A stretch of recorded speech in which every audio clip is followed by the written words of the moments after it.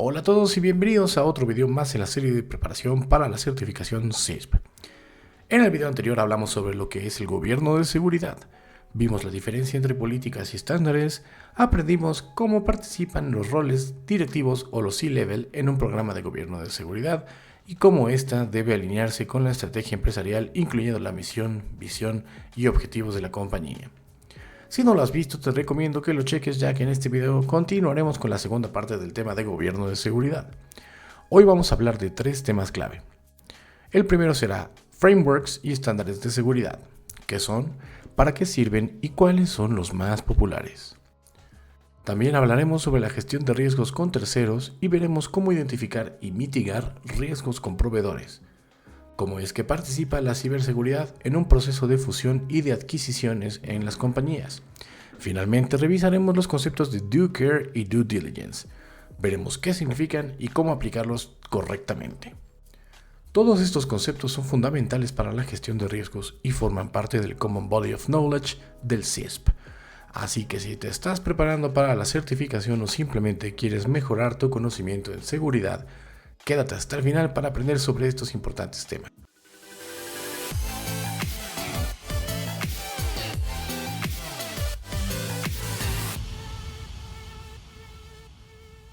Cuando una compañía se encuentra en el proceso de definir los detalles de su programa de gestión o de gobierno de seguridad, surge la pregunta acerca de qué hacer y cómo hacerlo. ¿Cómo podemos estar seguros de que las políticas, guías y procedimientos que hemos implementado son suficientes y correctas? Los Security Frameworks son marcos de trabajo que nos ayudan a estructurar la ciberseguridad en una organización. Nos dan precisamente una guía sobre qué hacer y cómo hacerlo. De esta forma evitamos el problema de que cada compañía o persona pueda tener una idea distinta de lo que significa estar seguro. Dicho de otra forma, no reinventamos la rueda. En su lugar, usamos mejores prácticas ya establecidas. ¿Pero por qué son importantes los frameworks? Estos nos dan un lenguaje común para gestionar la seguridad. Todos estamos de acuerdo en qué hacer y cómo hacerlo. También facilitan el cumplimiento de leyes y regulaciones a las cuales nuestro negocio podría estar sujeto, así como posibles requerimientos contractuales de auditoría. Por último, nos ayudan a evaluar y a mejorar nuestra postura de seguridad. Y no solo esto, también nos dan una idea de cómo evaluar la postura de seguridad de nuestros socios de negocio o de proyectos internos. Entre los principales frameworks y estándares, o al menos los más populares, tenemos COBIT, que significa Control Objectives for Information and Related Technology. En español, Objetivos de Control para la Información y Tecnologías Relacionadas. COBIT es un marco de referencia desarrollado por ISACA, los también creadores de las populares certificaciones CISA, CISM y CERRISC.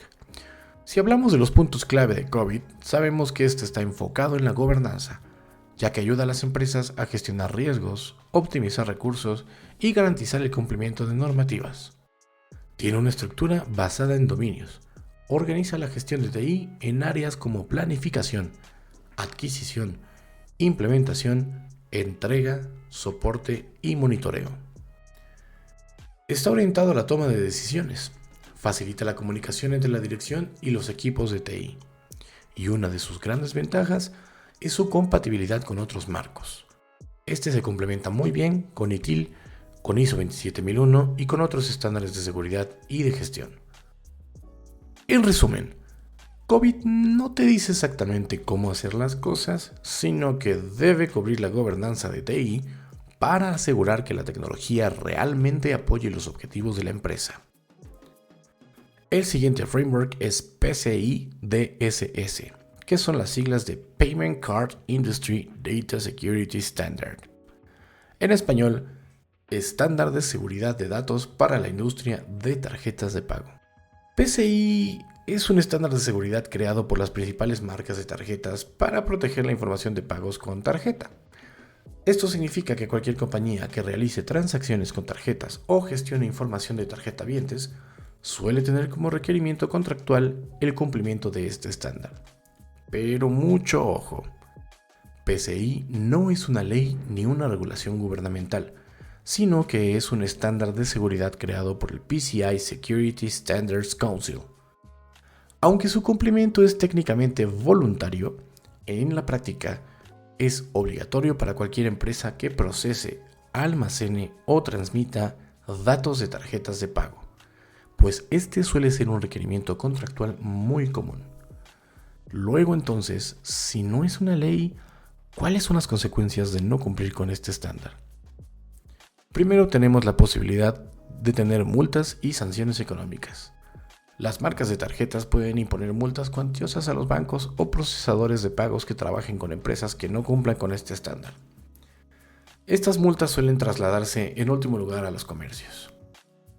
También tenemos la posibilidad de la responsabilidad en caso de brechas de seguridad. Si una empresa sufre una filtración de datos y no cumple con PCI, será considerada responsable y deberá asumir los costos de reembolsos, demandas, auditorías y daños a los clientes. Esto último está relacionado con los principios de due care y due diligence, que veremos más adelante en detalle. El aumento de tarifas de procesamiento también es uno de los retos. Los proveedores de pagos pueden aumentar las comisiones o incluso cancelar el contrato con empresas que no estén en cumplimiento. La pérdida de confianza y reputación implica que un negocio que no protege adecuadamente los datos de pago puede perder clientes y dañar su imagen en el mercado. También tenemos la posibilidad de restricciones para procesar pagos. En algunos casos graves, una empresa podría ser incluida en la lista negra de las marcas de tarjetas y perder el derecho a procesar pagos con tarjeta.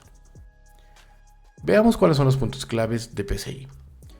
Es teóricamente obligatorio para negocios que procesan pagos con tarjeta. Si tu empresa almacena, procesa o transmite datos de tarjetas de pago, debes cumplir con este estándar. Maneja 12 requisitos principales organizados en 6 objetivos de seguridad. Estos requisitos funcionan como controles de seguridad para proteger los datos de tarjetas de pago. Objetivo número 1. Proteger los datos con una infraestructura segura. Esto implica instalar y mantener una configuración segura de firewalls para proteger la red. También no usar contraseñas predeterminadas ni configuraciones estándar con proveedores. Proteger los datos de los titulares de tarjetas es el objetivo número 2. Esto implica proteger los datos almacenados, ya sea utilizando cifrado, tokenización o la eliminación segura de datos. También es necesario cifrar la transmisión de datos de tarjetas en redes públicas y abiertas. Objetivo número 3. Mantener un programa de gestión de vulnerabilidades. Usar y actualizar software antivirus en todos los sistemas que interactúan con datos de tarjetas es muy importante. Debemos también a este respecto desarrollar y mantener sistemas y aplicaciones seguras mediante la corrección de vulnerabilidades y elaborando pruebas de seguridad. Objetivo número 4. Implementar medidas de control de acceso sólidas, lo cual significa restringir el acceso a los datos solo a quienes lo necesiten para sus funciones. Esto es el principio de Least Privilege y Need to Know que ya hemos revisado antes. También debemos asignar un ID único a cada usuario con acceso a los sistemas y restringir el acceso físico a los datos de tarjetas en centros de datos u oficinas. Objetivo número 5. Monitorear y probar redes regularmente. Para esto debemos rastrear y monitorear todos los accesos a los datos y sistemas de tarjetas de pago con el uso de herramientas de monitoreo de logs o herramientas tipo SIEM. También debemos probar la seguridad de los sistemas y redes con escaneos y pruebas de penetración regulares. Objetivo número 6. Mantener una política de seguridad de la información. Este último control habla sobre desarrollar y mantener una política de seguridad para todos los empleados y los proveedores. En resumen, PCI se enfoca en proteger los datos de las tarjetas mediante controles como firewalls, cifrado, control de acceso, monitoreo y gestión de vulnerabilidades.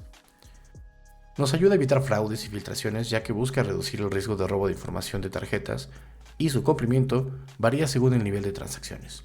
No todas las empresas tienen los mismos requisitos y en realidad esto depende del volumen de pagos que manejan. Nuestro siguiente framework es Octave, que viene de Operationally Critical Threat Asset and Vulnerability Evaluation. Es un marco de gestión de riesgos de seguridad de la información desarrollado por el Software Engineering Institute de Carnegie Mellon. ¿Pero para qué sirve Octave? Ayuda a las organizaciones a identificar y gestionar riesgos de seguridad enfocándose en activos críticos, amenazas y vulnerabilidades que puedan afectarlos, así como los controles y estrategias que sirven para reducir estos riesgos. Los principios clave de Octave tratan sobre el enfoque organizacional, ya que no solo evalúa la tecnología, sino también los procesos y las políticas de seguridad. También permite la autogestión del riesgo, dado que la organización misma realiza el análisis sin depender solo de consultores externos. Y por último, nos permite tener una priorización basada en impacto. Se enfoca en los esfuerzos en los riesgos que afectan más a los objetivos del negocio. Tenemos 3 tipos de versiones de Octave. La primera es Octave Original, para grandes organizaciones con equipos de análisis de riesgos. La segunda es Octave S. Este es un enfoque más simplificado, diseñado para pequeñas y para medianas empresas. Y por último tenemos Octave Allegro.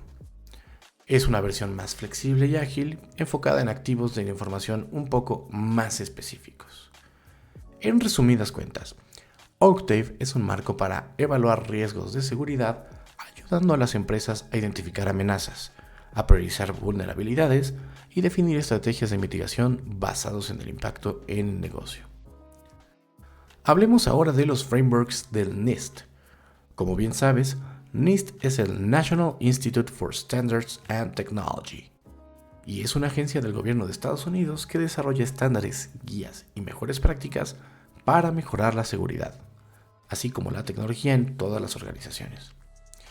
Estos son publicados en su mayoría en la forma de documentos denominados Special Publications, o SP por sus siglas en inglés.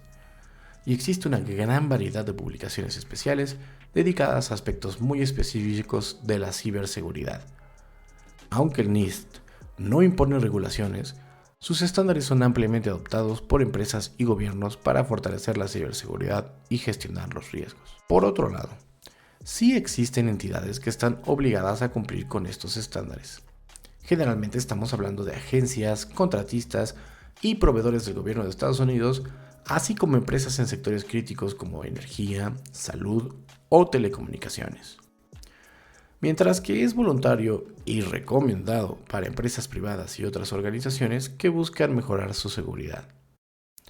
Dicho esto, los frameworks y estándares más adoptados de NIST son NIST SP 800-53.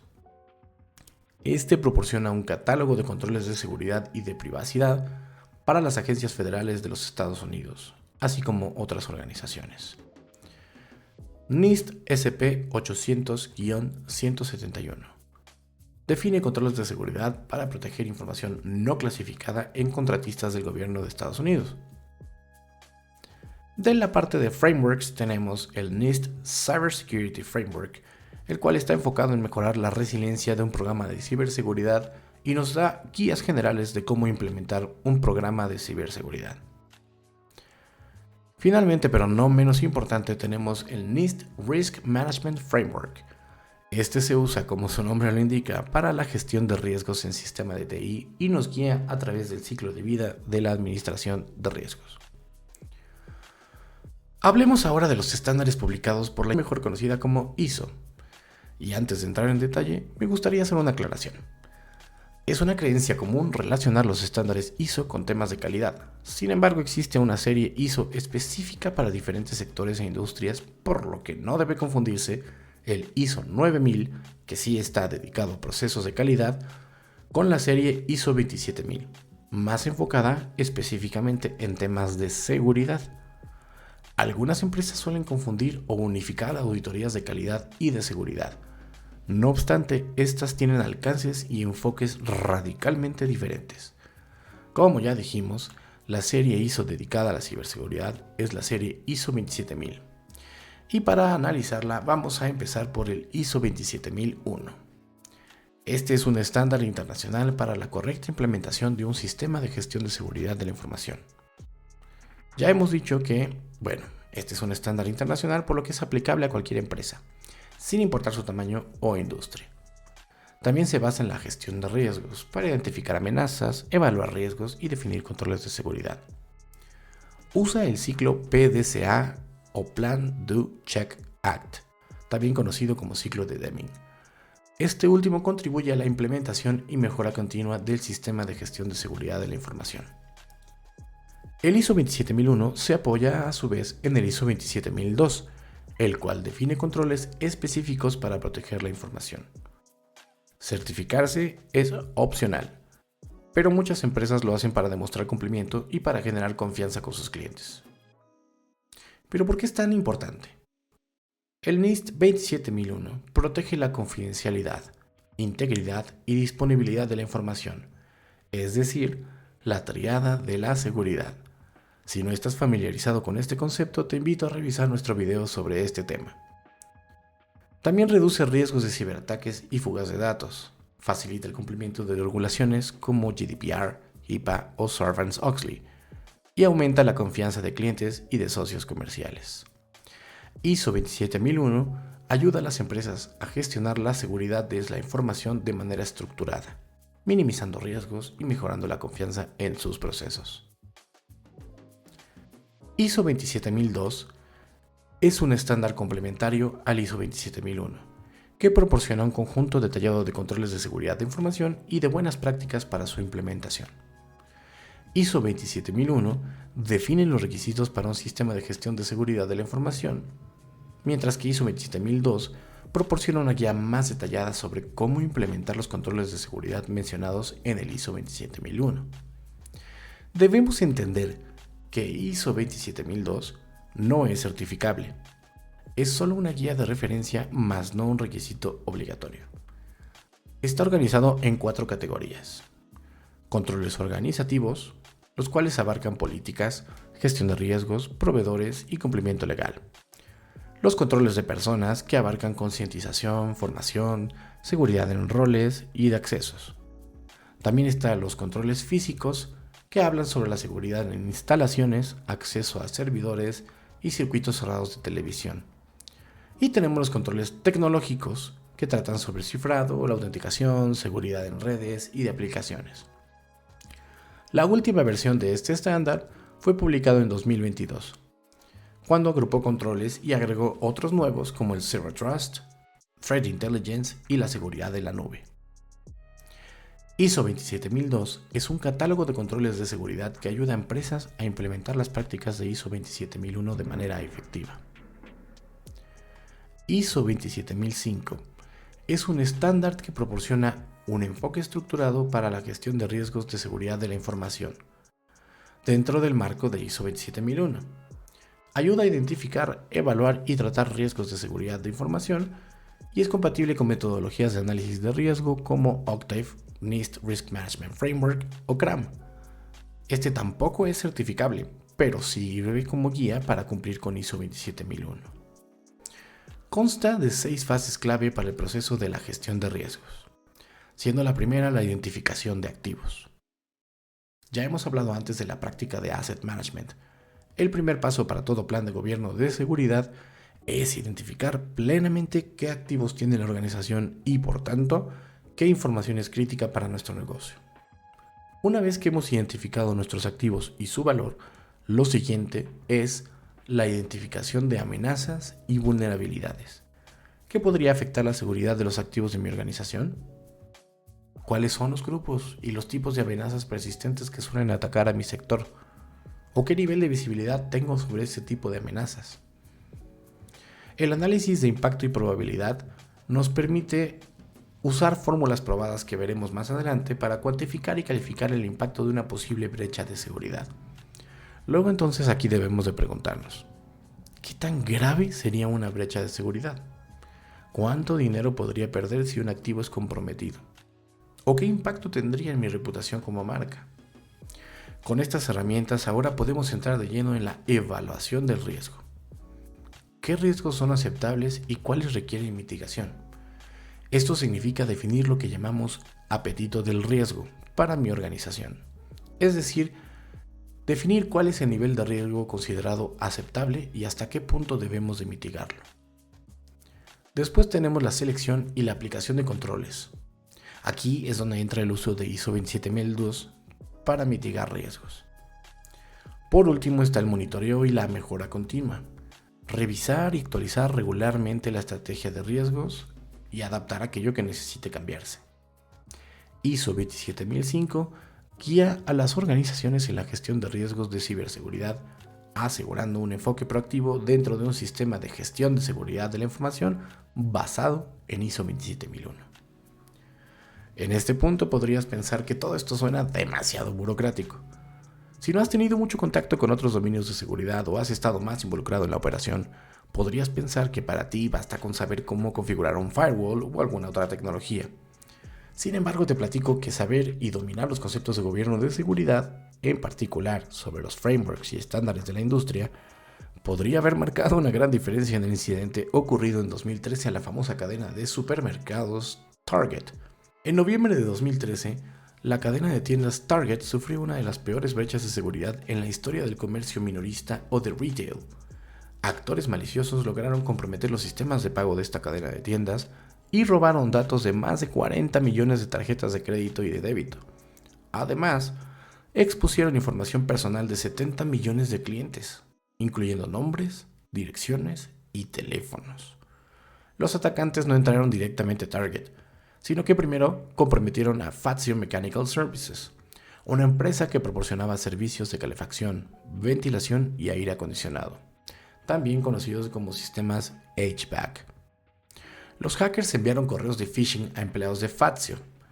Con eso, infectaron su sistema con un malware llamado Citadel, una variante de un troyano que se conoce como Zeus, que les permitió robar credenciales e información confidencial.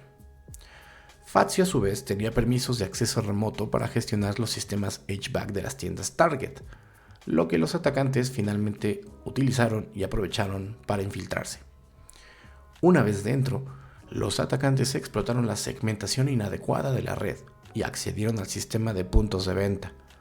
Instalaron el malware RAM Scrapping, que capturaba datos de tarjetas mientras eran procesadas en los terminales punto de venta. En solo 19 días, los atacantes extrajeron más de 40 millones de tarjetas. Los datos fueron enviados a servidores en Rusia y luego vendidos en foros de la Dark Web. Si Target hubiera seguido estándares como el PCI, el NIST Cybersecurity Framework e ISO 27001, además de aplicar una gestión de riesgos y de terceros mucho más efectiva, la brecha de 2013 podría haberse evitado o al menos reducido su impacto. Esto les habría facilitado tener una mejor segmentación de red más adecuada para evitar que el malware se propagara, tener accesos mínimos y autenticación fuerte para proveedores externos, aprovechar el monitoreo activo y la respuesta rápida ante alertas de seguridad. Y finalmente, les serviría tener una mejor evaluación y control de riesgos de terceros antes de otorgarles acceso a sistemas críticos. En resumen, una estrategia integral de seguridad basada en estándares reconocidos y una gestión de riesgos efectiva son esenciales para evitar ataques como el de Target. Como te habrás dado cuenta, en el caso de Target, las empresas no operan solas. Dependen de proveedores, socios y servicios externos. Imagina que tu empresa contrata a un proveedor de software en la nube. ¿Cómo sabes que su seguridad es confiable? Cuando trabajamos con terceros debemos asegurarnos de que cumplen con los mismos estándares de seguridad. En ocasiones ocurre que una empresa se fusiona con otra o una de las dos adquiere a la otra. En un proceso de adquisiciones, fusiones y negocios con terceros, es importante estar siempre consciente de que los terceros pueden ser el eslabón más débil. Los accesos no controlados a datos críticos pueden ser un factor catastrófico para ambos negocios. Y finalmente, que la falta de cumplimiento con estándares de seguridad debe ser mitigada de inmediato, antes, durante y después del proceso de fusión, adquisición o de negocios con un tercero. Para ello existen una serie de buenas prácticas en la evaluación de proveedores. Durante las negociaciones con cualquier proveedor o tercero, debemos vigilar que en el contrato esté especificado nuestro derecho a auditar a ese tercero, lo cual puede hacerse de diferentes maneras y con diferentes alcances. Existen las auditorías en sitio o también conocidas como On-Site Assessment. Estas consisten en visitar las instalaciones del proveedor y en observar cómo manejan la seguridad en el día a día, pudiendo entrevistar a personal clave sobre este tema. También tenemos el intercambio de documentos y la revisión de los mismos, conocido como Document Exchange and Review. Probablemente esta sea una de las formas más comunes. Es frecuente que las empresas tengan cuestionarios preelaborados para enviar a un proveedor con la finalidad de evaluar su postura de seguridad y controles como parte de la práctica de evaluación de riesgos de terceros. Esto puede incluir el uso de cuestionarios KAIC o STAR para el caso de proveedores de nube, o el uso de reportes de cumplimiento con la normativa SAE 18, la cual puede incluir los reportes SOC de Service Organization Control tipo 1 y 2. Más adelante entraremos en detalles sobre estos tipos de reportes. También es frecuente solicitar reportes de auditoría de ISO 27001, pedir su último pen test anual o algún otro reporte de cumplimiento conforme a la postura de seguridad de nuestro negocio. Finalmente, tenemos propiamente la auditoría de terceros o Third Party Risk Audit. En muchos casos, esta involucra a un auditor externo quien revisa los controles de seguridad del proveedor con la finalidad de otorgar un punto de vista más neutral de la infraestructura de seguridad de la empresa auditada. También nos permite validar si el proveedor cumple con los requisitos mínimos de seguridad. No obstante, también existen muchas firmas que eligen realizar su propia gestión de auditoría de terceros y esto, bueno, también está permitido. Finalmente hablemos de los conceptos de Due Care y Due Diligence, dos conceptos clave en seguridad que veremos repetidamente durante nuestra preparación para la certificación CISSP, y es por lo tanto muy importante entenderlos con claridad. En ciberseguridad, los conceptos de Due Care y Due Diligence son principios clave para proteger la información y evitar responsabilidades legales. Aunque suenen similares, tienen diferencias importantes en su aplicación. Primero hablemos de Due Diligence. Este se trata de investigar antes de actuar.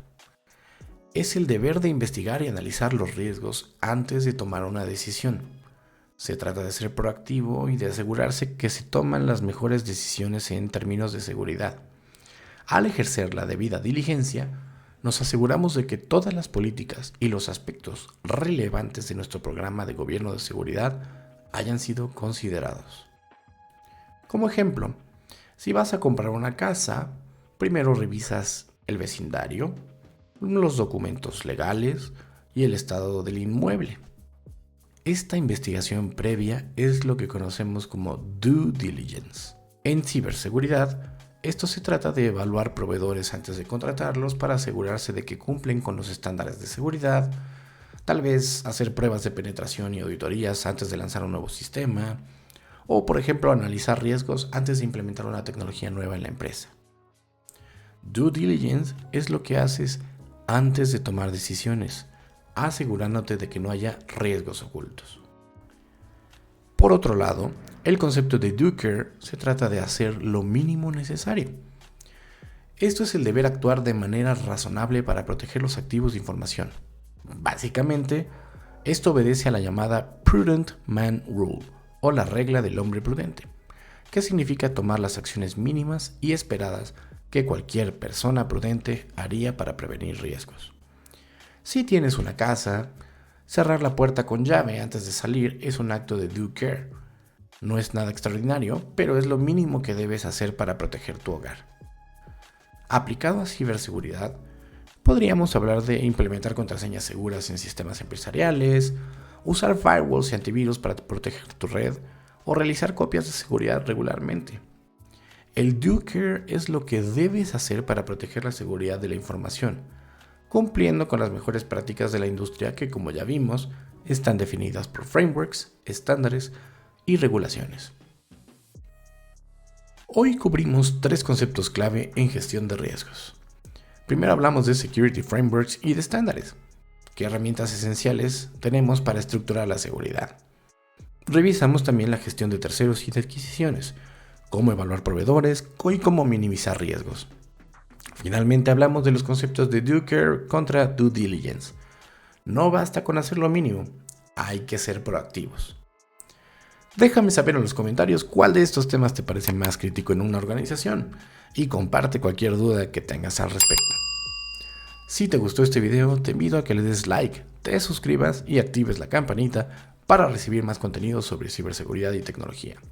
Nos vemos en el próximo video y como siempre, mantente seguro en línea.